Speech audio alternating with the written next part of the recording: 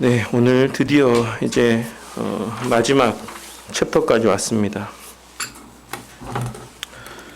지난 시간에 우리가 119페이지까지 나눴죠. 함께 119페이지 중간 부분까지 함께 나눴던 것 같습니다. 그래서 무한히 복된 상태라고 볼 수 있습니다. 라고 하는 데까지 했던 것 같은데 맞죠? 저는 거기까지 체크해놨는데 네. 118까지 했어요? 중간 상태 전까지 했다고요? 그래요? 알겠습니다. 권사님 믿고 제가 거기서부터 다시 할게요. 네, 118페이지 중간 상태라고 불리는 우리의 상태에 대해서 함께 보도록 하겠습니다. 맞죠? 거기 말씀하시는 거. 네. 네, 알겠습니다. 그 아우구스티누스 시대 이래로 거기는 한 거죠, 그러니까? 네, 알겠습니다. 먼저 중간 상태라 불리는 우리의 상태입니다. 인간은 죽음으로 최종 상태에 도달하지 않습니다. 그렇다고 죽기 이전과 똑같은 상태에 머무는 것도 아닙니다. 이것은 중간 상태입니다. 즉 인간의 현재 상태와 최종 상태 사이에 존재하는 것입니다. 라고 하고 있죠. 이 내용들은 앤서니 후쿠마라고 하는 신학자의 책을 근거로 해서 이렇게 또한 이야기를 하고 있는 것입니다. 물론 또 후쿠마 또 우리 선생님은 성경을 근거로 해서 이러한 내용들을 도출해낸 것이죠. 이것은 죽은 자들이 최후의 심판과 육체의 부활을 기다리는 시간의 간격입니다. 이 시간 동안 의인들이 경험하는 것은 악인들이 경험하는 것과 매우 다릅니다. 성경은 분명하게 죽음 이후에 신자들이 즉시 그리스도와 함께 있게 된다라고 가르치고 있습니다.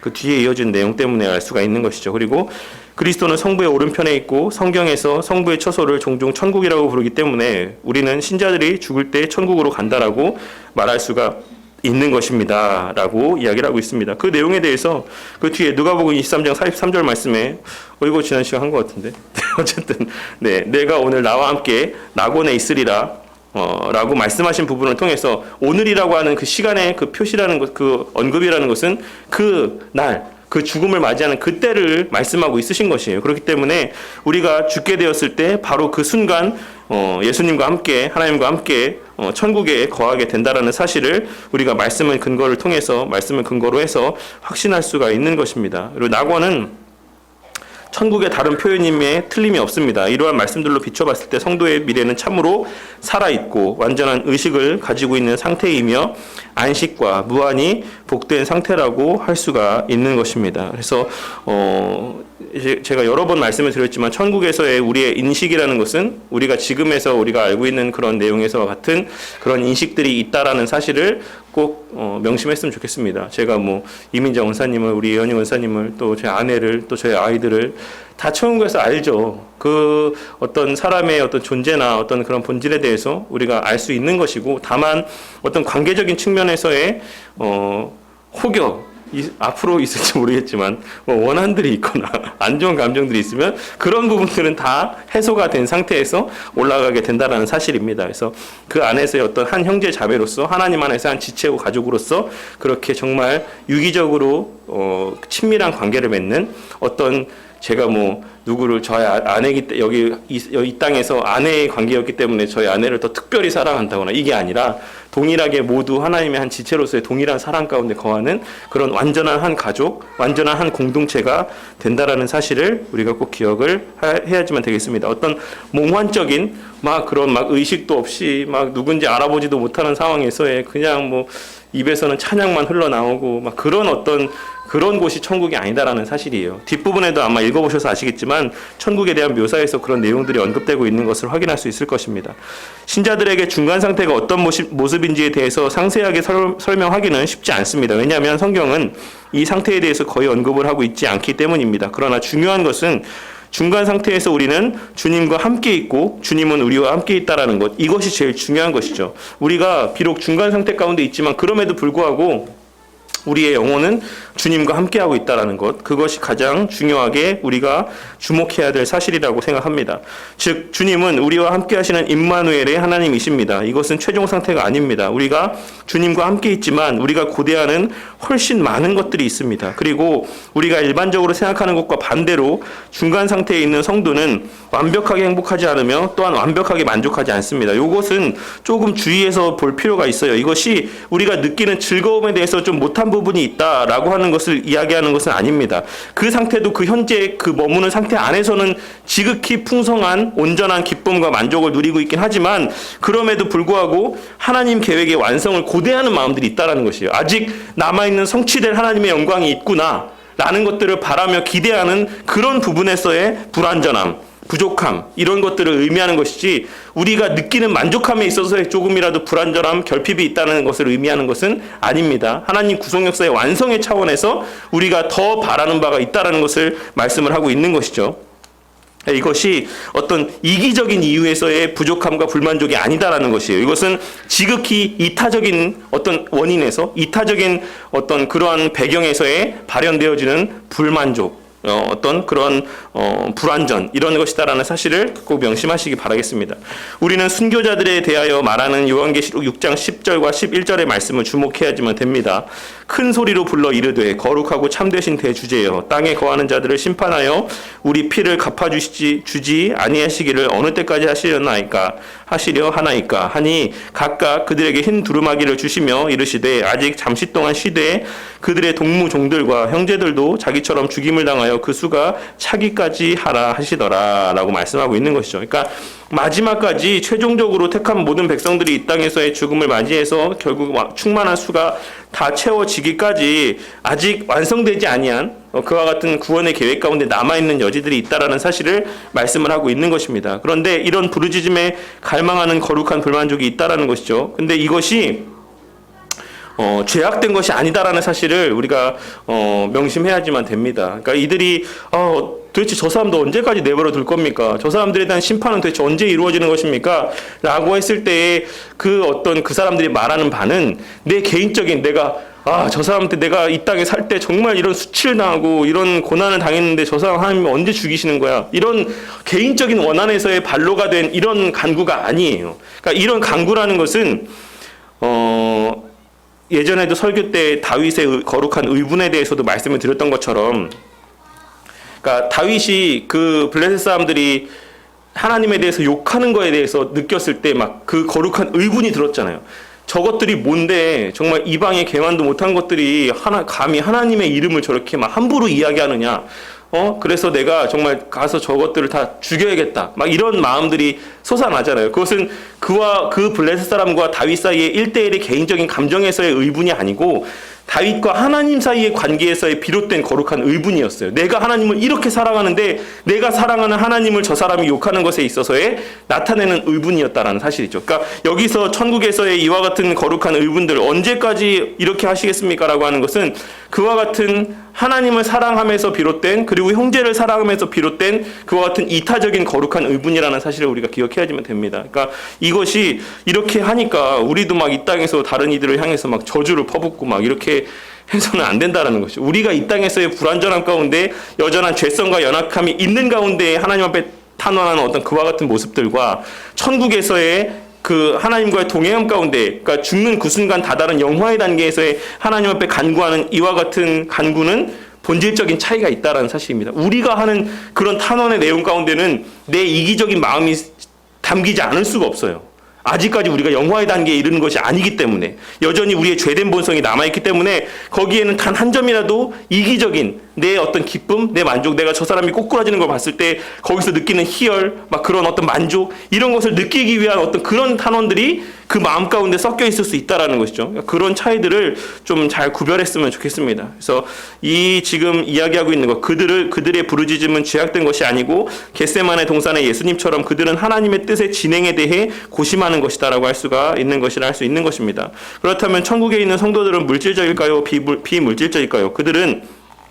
우리는 그들이 육체에서 분리되어 비물질적이다라고 생각을 할 수 있습니다. 하지만 특별히 인간을 영적일 뿐 아니라 물질적인 존재로 보는 성경적 이해를 고려할 때 인간이 육체에서 분리된 상태로 산다라는 것을 쉽게 이해하기는 어렵습니다라고 할 수가 있죠. 근데 이 말은 비물질적인 상태로 존재하는 기관들이 있다라는 것을 이야기하고 있는 것입니다. 하지만 그 비물질적인 존재로 이렇게 존재하는 그 기관들에 대해서, 그 모습들에 대해서 우리가 쉽게 이해하기는 어렵다라고 하는 것을 이야기하고 있는 것이에요. 그래서 인간이 육체에서 분리되었다라는 것은 확실히 그들이 완전하게 된 존재로서가 아니라 불완전한 존재로서 사는 것이다라고 할 수가 있는 것이죠. 그러니까 이런 면에서도 완전함은 아니다라는 것을 우리가 알 수가 있는 것이에요. 하나님께서 처음에 태초에 인간을 창조하실 때에 거기에 육신을 지으시고 거기에 영혼을 불어넣으심으로써 하나의 완전한 인간을 창조하셨던 것처럼 동일하게 인간이 육신에서 벗어나 그냥 영혼만이 홀로 거하는 삶을 살아가는 것은 완전한 상태라고 할 수는 없는 것이죠. 그러한 면에서도 이 중간 상태라는 것이 완전한 만족의 상태는 아니다라는 것을 우리가 추론할 수가 있다라는 것입니다. 그래서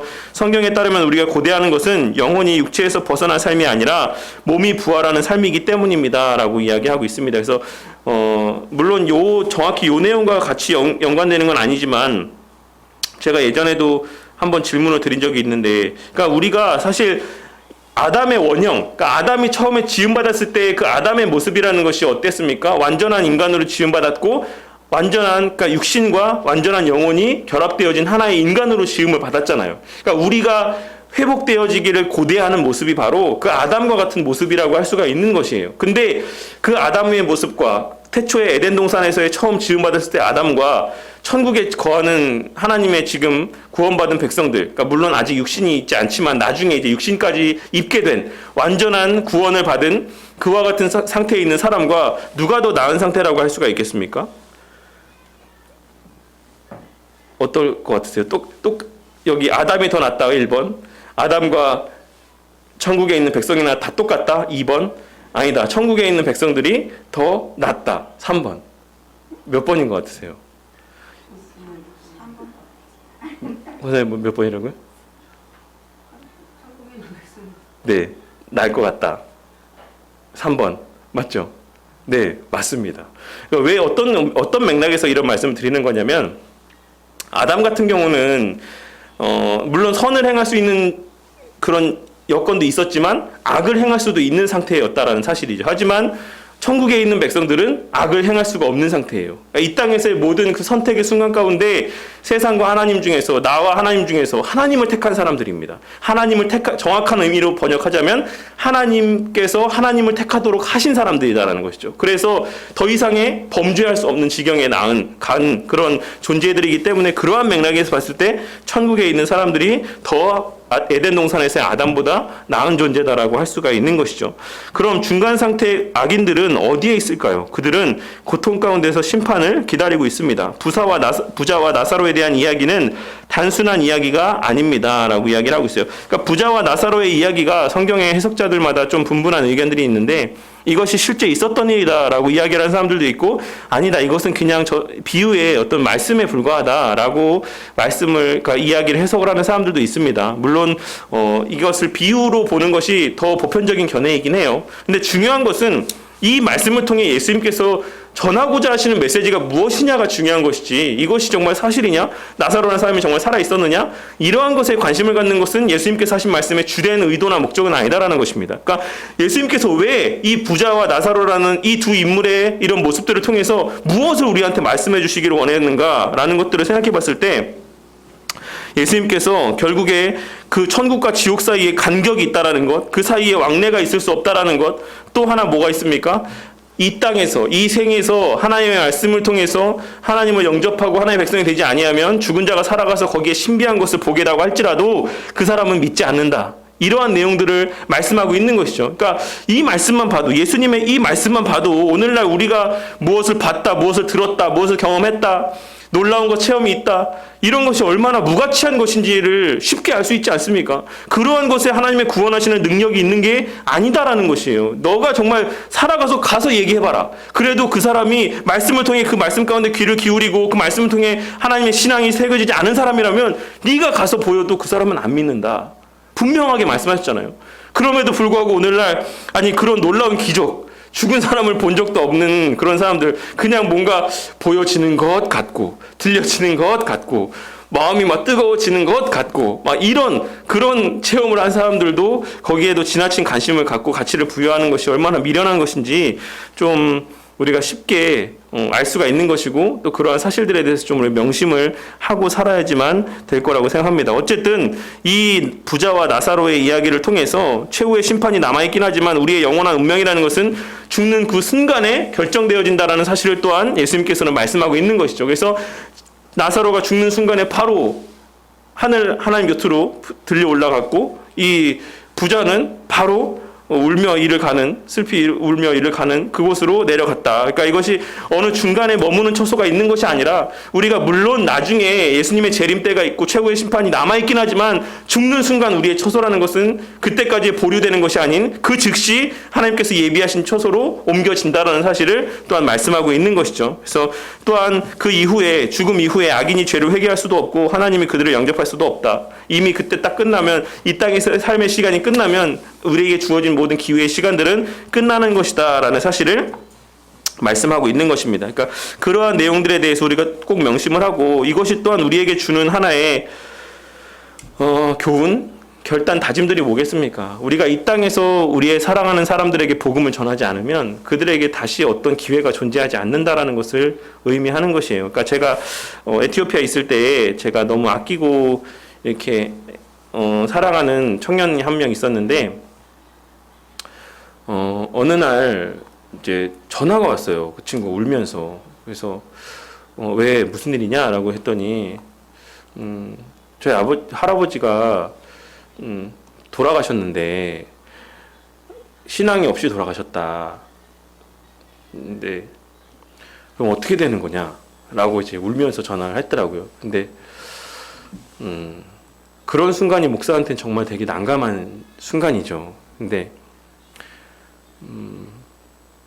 내가 목사이기 때문에 내가 해줄 수 있는 말은 물론 구원의 주권이 하나님께 있긴 하지만 우리가 믿는 바 성경의 기록에 따르면 하나님을 믿지 않고 하나님에 대한 신앙을 고백하지 않고 죽음을 맞이하셨으면 천국에 가지 못하셨을 것이다 라고 보는 게 맞다. 우리의 그게 바른 신앙이다 라고 이야기를 하면서 거기서 끝나지 않고 뭐라고 이야기를 했냐면 너가 지금 흘리는 그 눈물, 너가 지금 그 마음 가운데 느껴지는 애통함, 그 마음을 잘 기억해라. 그리고 지금 예수 믿지 아니하는 너의 가족들, 너의 부모님 혹은 너의 사랑하는 이들 가운데 아직 주를 믿지 않는 사람들이 있다라고 하면 지금 너의 할아버지의 죽음 앞에서 느꼈던 이 비참함을, 이 애통함을 꼭 기억하고 그들이 살아생전에 예수 믿도록 기도하고 복음을 전해라 라고 이야기를 하고 위로하고 끊은 적이 있었거든요.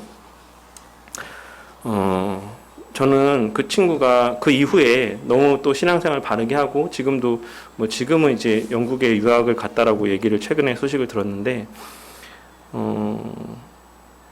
너무 순수하고 바른 신앙이라고 생각을 해요. 그 할아버지가 믿지 않고 돌아가신 거에 대해서 그렇게 눈물을 흘리며 목사에게 전화를 하는 것 자체가 너무 순수한 신앙이고 우리에게 그러한 마음들이 있어야 된다고 생각합니다. 우리가 주변에 믿지 않고 돌아가시는 분, 믿지 않고 죽음을 맞이하시는 분이 인간적으로 너무 안타깝지만 우리가 그것을 거기서 안타까워함으로 끝나는 것이 아니라 그것을 꼭 마음에 간직하고 아직 주를 믿지 아니하는 자들을 위해 정말 애통함 가운데 기도하는 하나님 앞에서 간구하는 그와 같은 신앙인들이 돼야 돼요. 그 외에 우리에게 주어진 시간은 그때뿐입니다.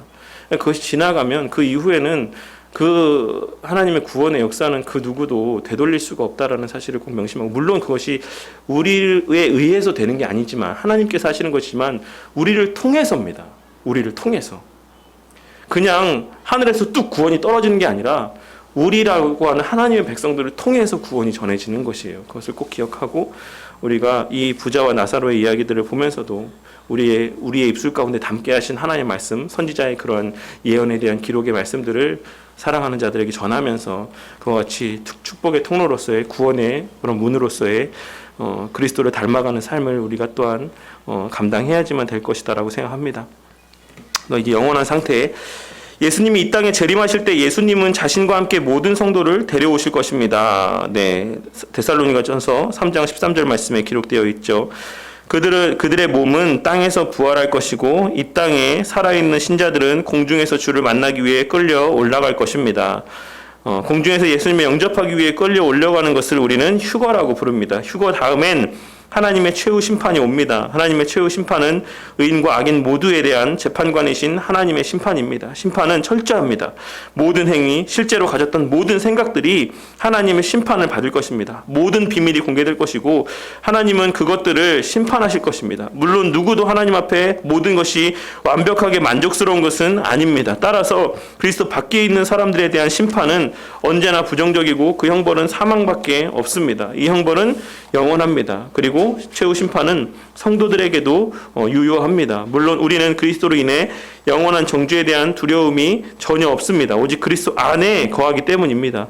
예수 그리스도 안에 있는 자들에게는 어떤 정죄도 없습니다. 라고 기록을 하고 있죠. 근데 한번 곰곰이 생각을 해보세요. 우리가 이제 마지막 최후 심판의 자리에 서게 됐습니다. 저도 쓰고 우리 권사님도 쓰고 또 모든 우리 성도님들이 다 거기에 서게 됐을 때 과연 우리보다 그러니까 예수 믿지 않는 사람들 중에 우리보다 어떤 세상의 도덕적이고 윤리적인 관점에서 봤을 때 우리보다 더 선한 삶을 산 사람이 없겠습니까? 절대 그렇지 않죠. 부끄럽지만 제가 이렇게 강단에서 목사랍시고 설교를 하고 또 여러 강의들을 하고 하지만 그럼에도 불구하고 제 아래에 자리하고 있는 수많은 죄된 모습들이 있단 말이죠. 그것이 정말 이 하나님의 최후 심판의 자리 앞에 갔을 때 여기에 기록된 내용에서 어찌 그 마음 깊숙한 곳에 자리하고 있는 것까지 다 낱낱이 다 펼쳐지게 된단 말입니다. 거기에 대해서 우리가 자랑할 것은 하나도 없다라는 거예요. 우리가 내 옆에 서 있는 내 옆에 이 악인과 이 하나님의 백성이라고 하는 이 둘 구별된 자리에 서 있지만 우리가 저 사람들의 모습을 보고 나의 모습을 봤을 때 내가 더 선하고 착하고 뭔가 내세울 만하고 의롭고 이런 부분이 하나도 없다라는 거예요. 그럴 수가 없다라는 것입니다. 그렇기에 계시록 4장 10절 말씀을 보시면 11절 말씀을 보시면 하늘 보좌 앞에 24장로들이 그들의 그 면류관을 벗어서 하나님 앞에 돌리며 영광 받으실 분은 하나님밖에 없으십니다라고 고백하는 장면이 기록되어 있습니다. 24장로는 뭡니까? 결국에는 구원받을 모든 백성들의 상징적인 모습이라고 할 수가 있어요. 그 구원받은 사람들이 결국에 하나님께서 그럼에도 불구하고 그 심판의 자리에서 최후 심판의 자리에서 우리에게 뭘 씌워준다 했습니까? 면류관을 씌워주신다 했어요. 그러니까 그것을 받는 정상적인 그리스도인이라고 한다면 몸둘 바를 모르는 거죠. 이 주변에 있는 사람들 지옥에 가기로 이렇게 작정되어서 막 죄의 심판을 받고 있는 사람들과 나랑 비교했을 때 나은 게 없는데 이 사람들은 지옥에 가는데 나는 하나님께서 천국에 가게 해주시는 것도 모자라서 면류관을 씌워주신다라는 것입니다.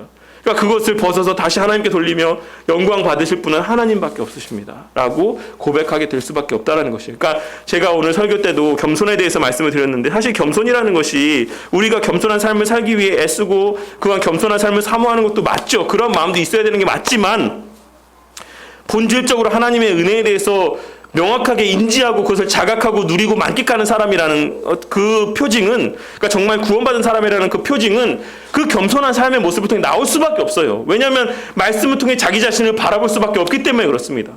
밝은 빛깔에 우리가 제일 흔하게 예를 드는 비유 가운데 하나가 아침 햇살 가운데 정말 집 안에 먼지들이 너무나도 잘 보이듯이 그렇게 밝은 빛 아래 하나님 앞에 가까이 가면 갈수록 그 빛의 근원 되시는 빛의 그 빛 자체가 되시는 그 하나님 앞에 거룩 그 자체가 되시는 하나님 앞에 우리가 가까이 다가가면 다가갈수록 그리스도께 가까이 나아가면 나아가게 될수록 우리의 아무리 예전에는 얼마 되지 않은 것처럼 보여졌던 예전에는 그냥 그러려니 하고 넘어갈 수 있었던 것들이 그 빛 가운데 가까이 나아가면 나아가게 될수록 그 사소한 것들도 너무나도 더러운 죄로 우리 가운데 체감되어진다라는 거예요. 야, 우리가 정말 이렇게 죄인이구나. 우리가 막 급격하게 변화되어서 우리가 막 그렇게 죄인으로 고백하는 게 아니라 우리가 그리스도를 닮아가고 그리스도께 가까이 나아가게 되면 될수록 그와 같이 우리의 그 사소한 죄까지도 정말 크게 우리에게 보여진다라는 것입니다.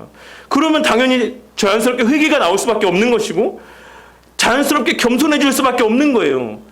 성화되어져 간다는 건 겸손하여져 간다는 것이고 성화되어져 간다는 것은 자기네 죄인됨을 점점 자각해 간다는 것을 의미합니다. 다른 막 거룩해져 가고 막 그럴듯해져 가고 막 이런 모습이 아니라는 거예요. 일반적으로 많은 사람들이 신앙생활 오래 한 막 나이 지극한 연로하신 막 그런 장로님의 어떤 성품 좋은 모습 이런 걸 보면서 성화의 이미지를 그렇게 생각하시는데 바울의 모습은 그렇지 않았어요. 바울의 성화의 모습은 그렇지 않았습니다. 시간이 흘러갈수록 내가 죄인 중에 괴수다. 나 같은 죄인이 없다. 라고 하는 것을 자각하는 삶을 살아갔다라는 것이죠. 그러면서 누구를 바라봤냐?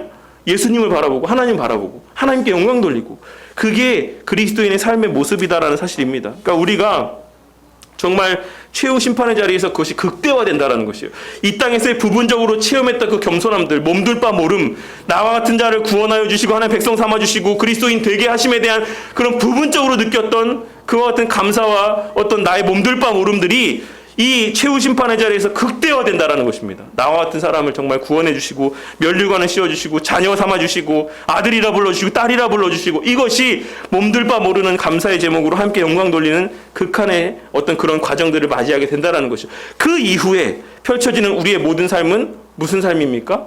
그런 몸둘 바 모르는 삶이에요. 모든 게 감사한 삶입니다. 나 같은 사람이 이 천국에서 머물면서 하나님과 같이 지내면서 이 모든 것이 다 감사로 여겨지게 되는 그 단계가 영화의 단계라는 것이에요. 우리가 행하는 모든 것들 가운데 다 하나님께 대한 감사가 고백되어지고 기쁨이 넘치고, 그것이 또한 하나님께 영광이 되고, 그것이 천국인 것이지 다른 뭐 엄청난 이런 것들, 그런 것들에 대해서 막연한 어떤 생각을 갖지 마세요. 천국이라는 것은 우리가 이 땅에서 부분적으로 맛보는 것이 극대화되어서 충만하게 만끽하는 것이 바로 천국입니다. 이 땅에서 모르면서, 이 땅에서 천국을 맛보지 못하면서, 이 땅에서 천국이 뭔지도 모르면서, 그런 사람들한테는 절대 천국이 기다려지지 않죠. 기다려지지 않죠. 뭔지 모르니까. 맛본 적도 없고 알지도 못하고.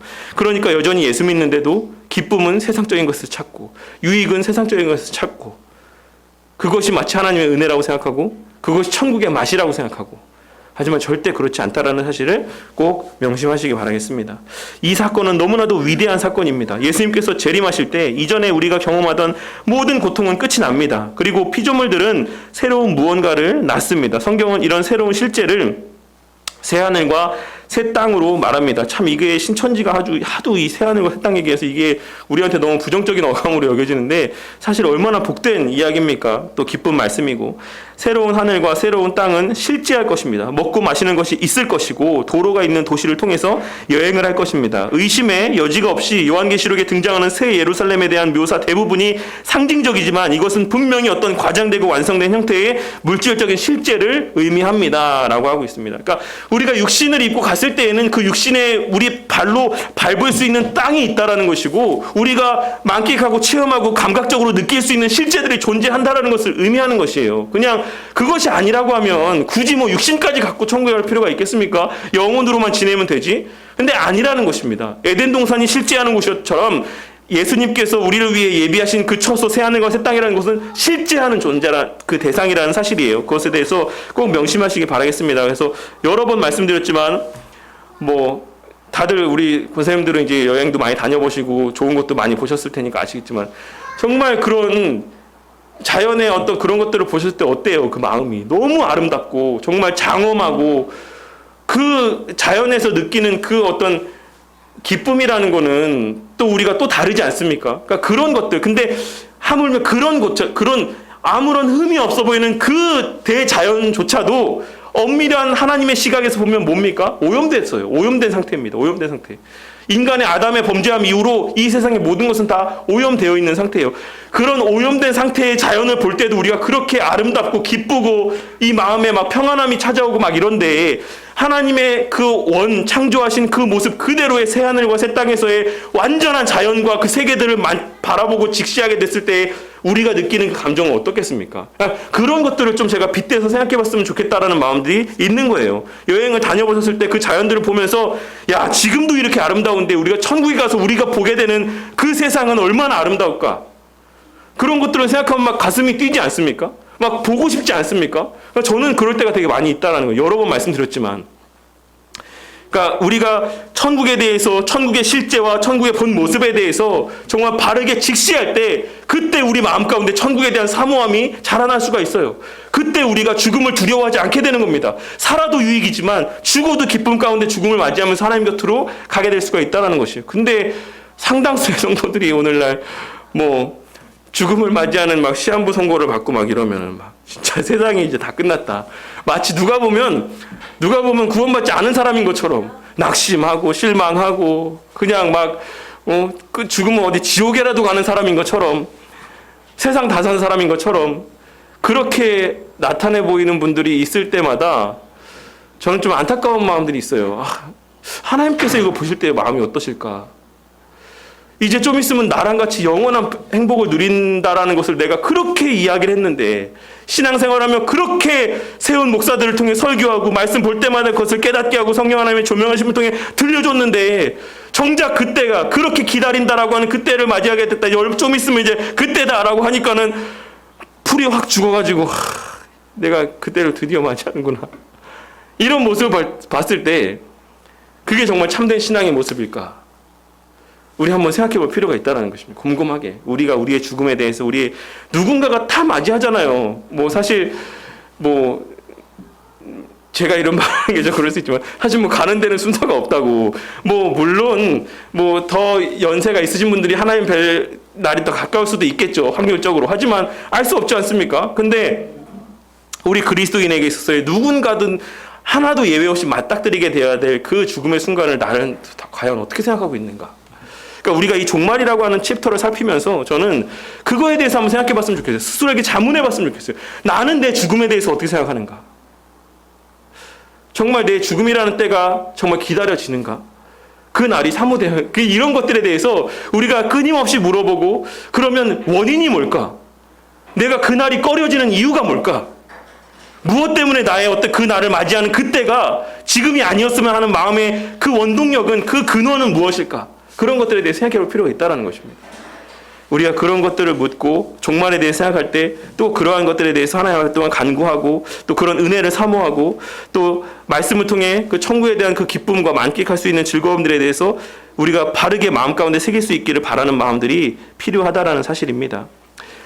예수님이 다시 오신 후 부활한 우리의 육체는 소멸하지 않을 것이고 강력할 것이고 영적일 것입니다. 이전보다 더욱 좋을 것입니다. 그리고 우리는 요한계시록이 암시하는 것처럼 대부분의 시간을 예배하며 보낼 것입니다. 물론 이 예배라는 것은 좁은 의미로는 전에 말씀드렸던 것처럼 하나님을 찬양하기 위해 모이는 특정한 시간을 의미하는 것이긴 하지만, 넓은 의미에서의 예배는 우리의 영적인 예배로서 우리의 몸을 산 제사로 드리는 것입니다 라고 하고 있는 것이죠. 그러니까 말씀드렸던 것처럼 그냥 모든 일이 다 감사로 여겨지고 하나님께 영광이 돌려지고 하나님께 대한 감사로 이어지게 되는 그와 같은 모습들이 또한 살아있는 하나의 영적인 예배로 하나님 앞에 돌려진다는 사실입니다.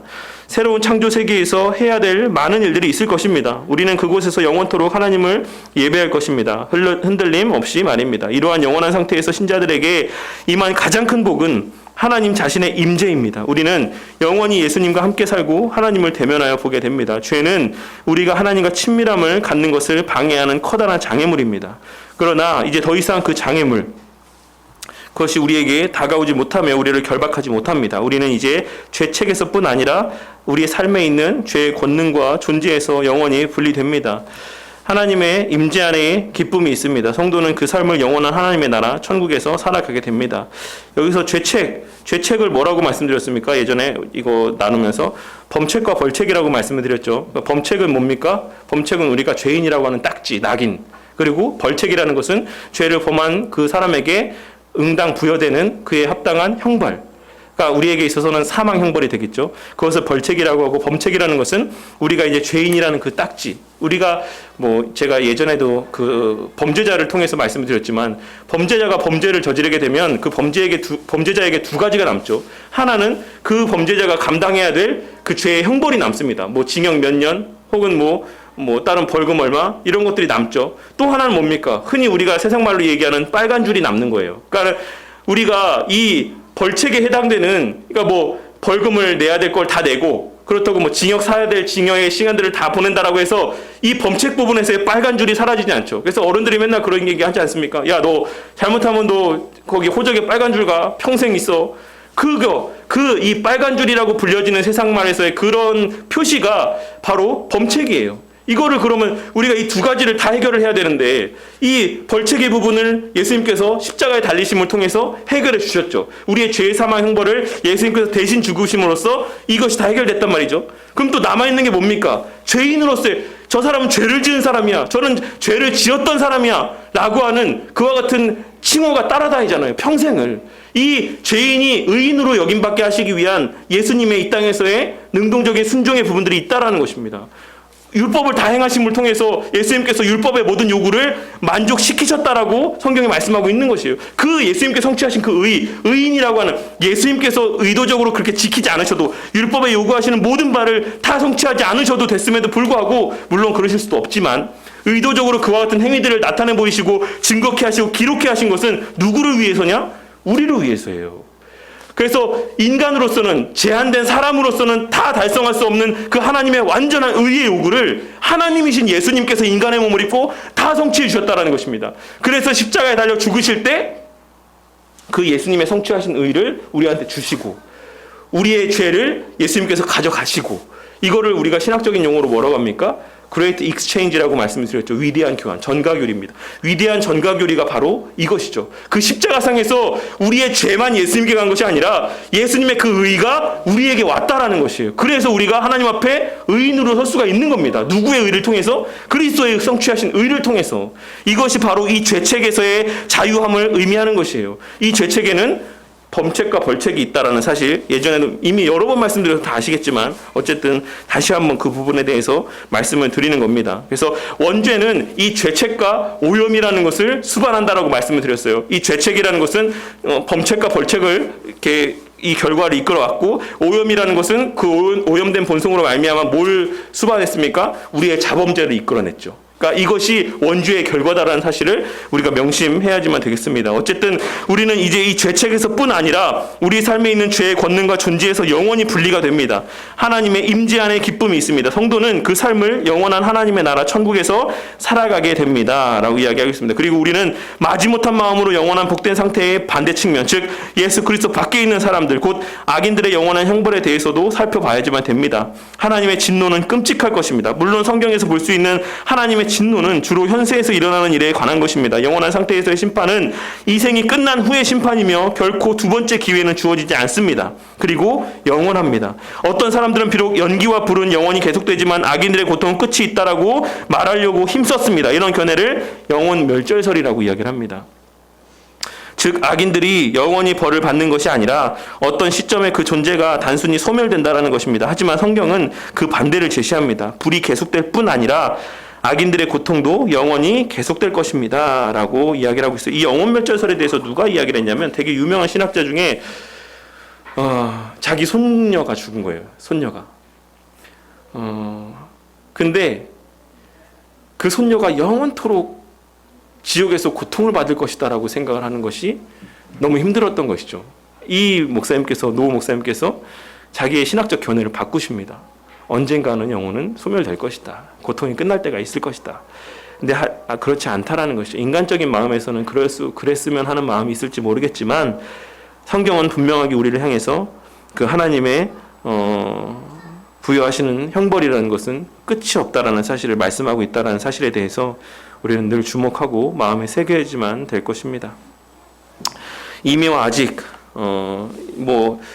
영어로는 이제 already not yet이라고 이렇게 이야기하는 너무나도 유명한 개념입니다. 이미 천국에 대한 이미와 아직이라는 개념은. 그래서 성도는 이미 성취된 구원의 시대를 살아가고 있지만 완성되지 아니한 구원을 또한 대망하며 살아가는 긴장관계 가운데 있다라는 것을 이야기하고 있는 것입니다. 그래서 우리는 이미 임한 하나님 나라 가운데 앞으로의 하나님의 나라를 향해 나아가는 자들입니다. 예수님 또한 하나님의 나라가 현재인 동시에 미래이며 영생은 현재의 소유인 동시에 미래의 소망이라고 가르치셨다라는 사실을 복음서의 기록을 통해 우리는 확인할 수가 있습니다. 우리는 이미와 아직 사이의 긴장 가운데 살아가며 그러기에 우리의 삶은 마냥 무책임한 삶이 아니다라는 사실을 알아야지만 됩니다. 역사의 완성은 그리스도 안에서 이미 이루어졌지만 또한 아직 이루어지지 않았습니다. 왜냐하면 더 많은 것이 임해야 되기 때문에 그렇습니다. 누구에 의해서? 하나님에 의해서. 누구를 통해? 우리를 통해. 아직 이루어지고 성취되어야 될 부분들이 남아 있습니다. 따라서 예수님은 자신이 이룬 구속으로 죄의 권세를 멸하셨지만 죄는 그리스도의 재림까지 우리를 놓아주지 않을 것입니다. 그리스도가 원칙적으로 사단을 멸하셨지만 이 승리는 그리스도의 재림까지 완성되지 않을 것입니다. 우리는 항상 이러한 이미와 아직의 긴장 가운데 있는 삶을, 시대를 살아갑니다. 그리고 이 시기에 우리가 싸워야 할 전투가 많이 있습니다. 시대와 싸워야 하며 불완전한 교제 가운데 있는 지상의 교회에서 우리의 신앙을 지키기 위해서도 싸워야 되는 것이고, 또한 누군가를 용서하기 구하기 위해서도 싸워야 되고 우리 안에 잔재하는 죄와의 싸움까지도 현세에서 평생 또 나눠야지만 되는 것이고 감당해야지만 되는 것이고 승리를 확신하며 싸워 나가기 위해서도 고난 가운데 은혜를 누리기 위해서도 슬픔 가운데 기쁨을 만끽하기 위해서도 우리는 이 긴장을 놓쳐서는 안 된다는 것입니다. 그래서 성경은 끊임없이 우리의 신앙의 삶을 전투 전쟁이라고 묘사하고 있다는 것이에요. 그리고 우리 권사님들도 전쟁을 직접 경험하신 세대는 아니시기 때문에 그 전쟁의 비참함에 대해서 뭐 다 알 수 없지만 전쟁을 경험하신 세대의 입술에서 듣는 그 비참함이라는 것은 사실 말로 다 할 수가 없다라고 합니다. 정말 그 순간순간에 막 동료들이 총에 맞아 쓰러지고 넘어져 가고 막 팔이 잘리고 막 그런 정말 눈으로 뜨고 볼 수 없는 그런 비참한 모습이 전쟁터의 모습이에요. 정말 한순간의 긴장을 놓치면 바로 그냥 목숨을 잃는 하나님께서 우리의 신앙의 삶을 영적 전쟁, 전투다라고 표현하고 있다는 사실에 대해서 좀 그 의미를 그냥 그러려니 하고서 넘기지 않으셨으면 좋겠어요. 우리의 신앙의 삶이라는 것이 이미 보장된 승리의 싸움이긴 하지만 여전한 싸움 가운데 있다라는 사실을 우리는 명심하고 살아야지만 됩니다.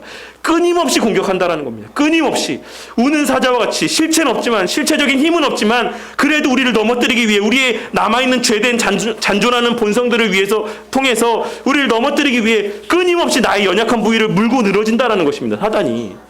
거기에서 우리가 버텨내고 이겨내고 싸워야지만 우리가 하나님께서 원하시는 만큼의 기쁨과 즐거움과 유익들을 받아 누릴 수가 있다는 사실을 명심하셔야지만 돼요. 그래서 우리가 모든 일들을 행함에 있어서 항상 우리가 그것이 시험이냐 시험이 아니냐, 사단의 미혹이냐 미혹이 아니냐, 이런 것을 판단하려면 내게 그 마음이 왜 있느냐, 내가 이 일을 하고자 하는 그 목적이 무엇이냐, 그 마음의 그 원동력이 무엇이냐, 내가 무엇 때문에 지금 이와 같은 마음을 품고 이와 같은 일들을 하는 것이냐를 늘 점검해야지만 된다는 것이에요. 이것이 하나님의 사랑에서 발로가 되어 하나님의 영광이라는 목적을 향해 가고 있는 것인지 그것을 늘 점검해야지만 된다는 사실입니다. 이것이 나에 대한 사랑에서 나의 영광을 위한 목적을 향해 가고 있는 것인지 아니면 하나님에 대한 사랑에서 발로가 되어서 하나님의 영광을 위해 가고 있는 것인지를 늘 점검해야지만 우리가 이것이 사단으로부터 온 미혹인지 아니면 하나님께서 나에게 주시는 그런 뜻인지를 분별할 수가 있다는 사실입니다. 우리의 신앙의 삶이라는 것은 끊임없는 전투와 전쟁이다라는 사실을 꼭 명심하시고, 결론적으로 우리는 그리스도 안에서 이미 이루어진 우리의 현재의 모습과 언젠간 그렇게 되기를 소망하는 모습 사이에 긴장을 비추어 그리스도인의 삶 전부를 살아내야지만 된다라고 결론을 맺을 수가 있는 것입니다. 안주하지 아니하고, 제가 늘 말씀드렸죠. 신앙에는 진보 아니면 퇴보밖에 없다. 정체는 없다. 말씀을 드렸습니다. 우리는 앞으로 가든지 뒤로 가든지 정체하는 것도 엄밀한 의미에서는 우리의 삶의 시간들이 흘러가고 있기 때문에, 하나님의 구속 역사는 완성이 되어져 가고 있기 때문에 우리가 정체되어져 있다는 것 자체는 하나님 편에서 봤을 때는 퇴보하고 있는 것과 같다는 것입니다. 마치 주차되어 있는 차 옆에서의 차를 몰고 가는 사람들이 앞으로 가면 그 멈춰있는 차가 뒤로 가는 걸로 보여지는 것처럼 정체에 있는 것도 하나님 편에서 봤을 때는 퇴보하고 있다는 것과 똑같다는 사실을 기억하고, 우리는 안주하지 아니하고 나아갈 수 있기를 위해 날마다 말씀 보고 기도하며 개인 경건의 삶 가운데 열심히 하는 삶을 살아야지만 되는 것이에요. 우리는 예수 그리스도의 완성된 사역과 결정적 승리를 감사함으로 되돌아봅니다. 또한 우리는 앞으로 그리스도의 영광스러운 나라의 마지막 국면을 시작하시고 우리 안에서 시작하신 선한 일들을 완성하실 그리스도의 재림을 간절히 고대하며 바라봐야지만 되는 것입니다. 그리스도의 재림이 우리에게 주는 함축적인 의미는 격려입니다. 그리스도의 재림은 우리에게 오늘날 그리스도를 위한 사랑의 수고가 결코 헛된 것이 아니다라는 사실을 보여줍니다. 바울은 그러므로 내 사랑하는 형제들아, 견실하며 흔들리지 말고 항상 주의 일에 더욱 힘쓰는 자들이 되라. 이는 너희 수고가 주 안에서 헛되지 않은 줄을 알미라 라고 말을 하고 있습니다. 이는 사실 다른 것과 비교할 수가 없는 큰 위로입니다. 세상의 사람들은 그런 얘기들을 하죠. 고진감래다.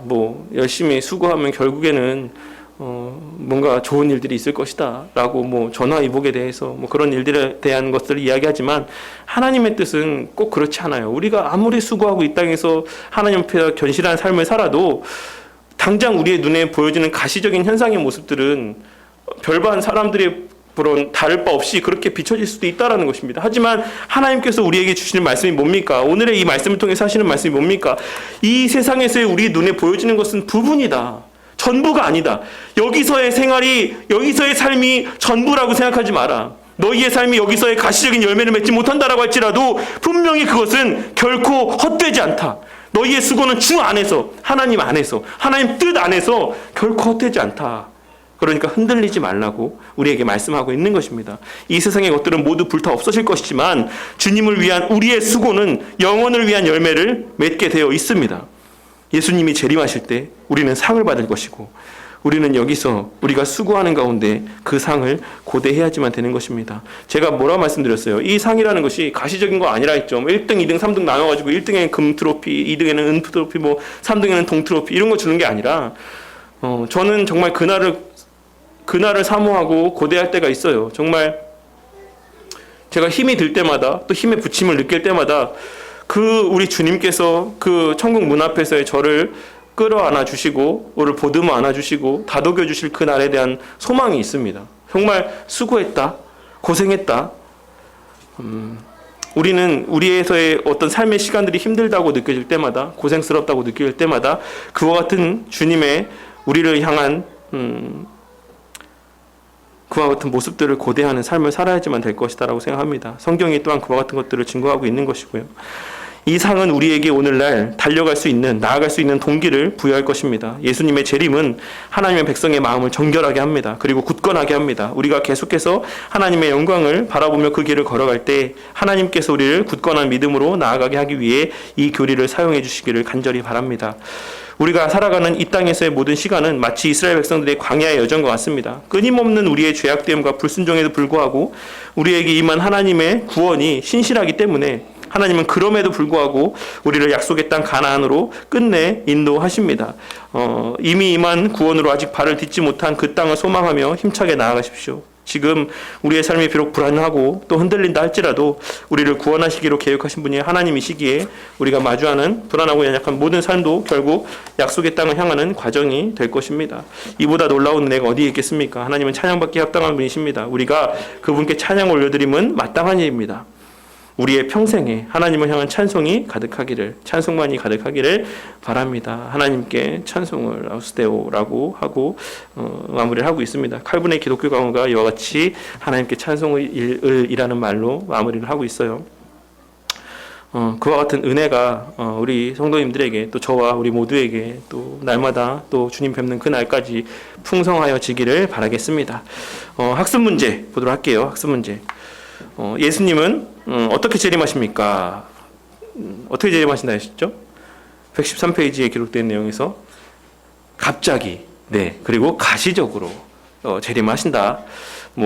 우스갯소리가 있죠. 옛날에 재림 예수를 만나고 싶으면 양재동 4번 출구가에서 마을버스 몇 번을 타면 재림 예수를 만날 수 있다고. 어디 가면은 우리나라에도 재림 예수가 많이 있대요. 그리고 하나님도 많이 있다라고 하더라고요. 근데 어쨌든 예수님은 그와 같이 어디에 있는지 찾아가야지 만날 수 있는 재림 예수, 그런 분이 아니라 예수님의 재림이라는 것은 갑자기지만 또한 가시적으로 우리 가운데 모두가 알 수 있게 그렇게 재림하시는 것이다라는 사실을 꼭 명심하고 살아야지만 되겠습니다. 그리고 중간 상태는 최종 상태입니까? 아니라면 그 이유는 무엇입니까? 라고 할 수 있죠. 최종 상태가 아니라는 것이 전제되었기 때문에 그 이유에 대해서 이야기하고 있는 것이죠.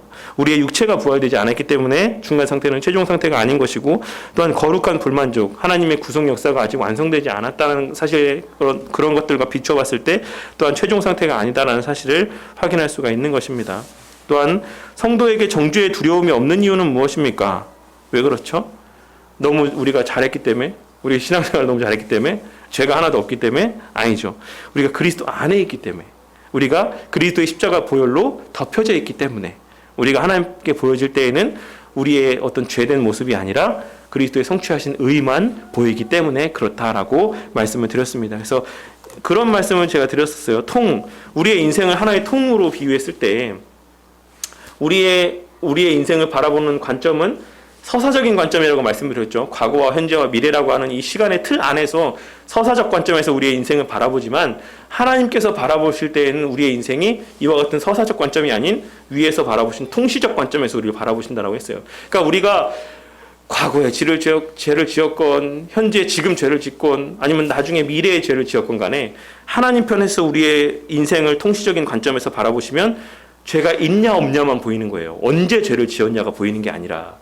그러니까는 모든 사람에게 봤을 때 그것이 크든 작든 간에 통시적 관점에서 하나님께서 우리의 인생을 비춰보시면 다 죄밖에 보이지 않습니다. 그런데 그리스도인에게 있어서는 이 통치적 관점에서 하나님께서 보시는 이 우리의 인생의 관점이 그 위에 뭐가 가려져 있다? 그리스도의 보혈이 덮여져 있다라는 것이죠. 그래서 하나님께서 보실 때 그 아래에 있는 우리의 남아있는 죄된 본성이 보이는 게 아니라 그 맨 위에 우리를 가리고 있고 덮고 있는 그 그리스도의 보혈이, 의가 보인다라는 것입니다. 그래서 그게 있냐 없냐, 그것이 가려져 있냐 없냐에 따라서 죄가 있냐 없냐가 판단되어지는 거예요. 하나님 편에 봤을 때. 이런 식으로 우리가 이해를 하면 좀 더 쉽게 이해를 할 수 있을 것이다라고 생각합니다. 그래서 우리가 그리스도의 보혈로 덮여있고 가리워져 있기 때문에 엄밀하게 이야기하면 우리가 완전히 깨끗해지는 게 아니다. 우리의 죄가 단지 가리워지는 것이다라는 사실을 우리가 인지해야 내가 마치 의인이나 되는 것처럼 착각하지 않을 수 있다라는 사실입니다. 영원한 상태에 이른 인간은 대부분의 시간을 어떤 시간으로 보내게 됩니까? 좋든 싫든 예배드리며 보낸다라고 말씀을 드렸죠. 근데 그 예배라는 의미가 물론 좁은 의미에서의 예배를 드리는 시간들도 물론 있겠지만 그것이 전부 다 그냥 우리가 오늘날과 같이 이렇게 의자에 앉아가지고 혹은 서서 말씀을 듣고 예배를 드리고 이런 것이 아니라 정말 우리의 행하는 모든 삶이 거룩한 산 제사로서 다 하나님께 영광이 되는 삶의 모습을 표출하게 된다라는 사실을 의미하는 것이다라고 말씀드렸습니다. 밥을 먹든 물론 볼일은 보지 않겠지만 저는 그렇게 믿습니다. 천국에는 화장실이 없을 것이다라고. 근데 어쨌든 밥을 먹든 여행을 다니던 친구들과 그 하늘에서 우리 하늘 가족들과 함께 교제를 나누고 수다를 떨고, 하지만 그 모든 대화의 주제들도 하나님의 영광을 위한 대화의 주제들이요, 하나님께 기쁨이 되는 대화의 내용들을 나누며 어디를 여행을 가도 그 우리가 보게 되는 모든 것을 통해서 우리의 입술을 통해 고백되어지는 것은 오직 하나님의 영광만이 드러나게 되는 그와 같은 삶을 우리가 살게 된다는 것을 말씀하고 있는 것입니다. 이미와 아직 사이의 긴장교리가 우리에게 주는 유익이 무엇입니까? 앞에 우리가 함께 읽은 내용에서 기록되어 있는 것이긴 하지만 현실에 안주하지 않게 된다는 사실이죠. 그리고 부분적이나마 그래도 천국을 맛보며 살아갈 수 있는 그런 은혜들이 주어진다는 사실입니다. 그와 같은 이미와 아직의 긴장관계 속에서 여기까지 우리 새롭게 알게 된 것, 그리고 결단한 것, 우리 좀 나누는 시간을 갖도록 하겠습니다.